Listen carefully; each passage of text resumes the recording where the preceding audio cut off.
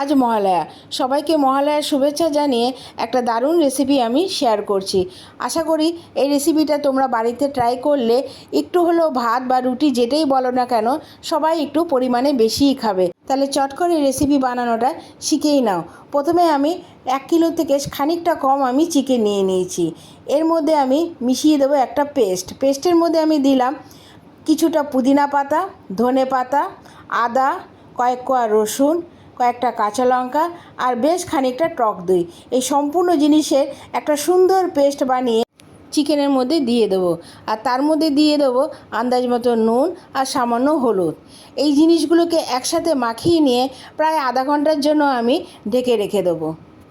তোমাদের হাতে যদি সময় না থাকে মিনিমাম 10 থেকে 15 মিনিট অবশ্যই কিন্তু এটা তোমরা মেখে রেখে দেবে। এটার নাম হচ্ছে হায়দ্রাবাদি গ্রিন চিকেন। এটা কিন্তু অপূর্ব টেস্টি হয় খেতে। তোমরা কিন্তু অবশ্যই বাড়িতে একবার ট্রাই করো। আমি কিন্তু এটা আধা ঘন্টার জন্য ঢেকে রেখে দিয়েছিলাম। এবার একটা ননস্টিকের কড়াইতে বেশ খানিকটা তেল দিয়ে দিয়েছি। তার মধ্যে দিয়ে দিয়েছি 1 চামচের মতন ঘি। এবার যখন তেলটা এবং ঘিটা গরম হয়ে যাবে তার মধ্যে আমি দিয়ে দিয়েছিলাম 2টো এলাচ আর 2টো দারচিনি। এবার তার মধ্যে আমি দিয়ে দেবো বেশ খানিকটা কুচনো পেঁয়াজ। ধরো 2টো বড় সাইজের কুচনো পেঁয়াজ আমি এর মধ্যে দিয়ে দিয়েছি। এরপরে আমি দিয়ে দিয়েছি এর মধ্যে সামান্য নুন, যাতে পেঁয়াজটা একটু নরম হয়ে যায়। তোমরা কিন্তু অবশ্যই বুঝে নুনটা দিও, কারণ চিকেনের মধ্যে কিন্তু অলরেডি নুন মাখানো আছে। এবার পেঁয়াজটা খানিকক্ষণ ভাজা হয়ে যাওয়ার পর কালারটা যখনই পেঁয়াজের চেঞ্জ হয়ে যাবে তার মধ্যে আমি মেখে রাখা চিকেনটা দিয়ে দেবো।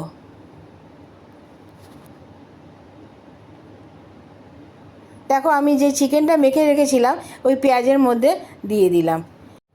এবার পেঁয়াজের সাথে কিন্তু চিকেনটাকে ভালো মতন মাখিয়ে নিতে হবে। এখানে কিন্তু আমি প্রায় 10 থেকে 15 মিনিট এটা রান্না করে নেব। যতক্ষণ পর্যন্ত চিকেনটা সেদ্ধ হয়ে না আসছে এটা কিন্তু আমার 10 থেকে 15 মিনিটের মতন রান্না করে নিতে হবে। চিকেনটা থেকে কিন্তু সামান্য জলও ছাড়বে। এই রেসিপিটা তোমরা ঠিক এইভাবেই ট্রাই করো। বিশ্বাস করো রেসিপিটা কিন্তু দারুণ হয়েছিল খেতে। এটা কিন্তু তোমরা যে কোনো জিনিসের সাথে খেতে পারো। রুটি, পরোটা, নান, লুচি অথবা ভাতের সাথেও কিন্তু এটা দারুণ লাগে খেতে।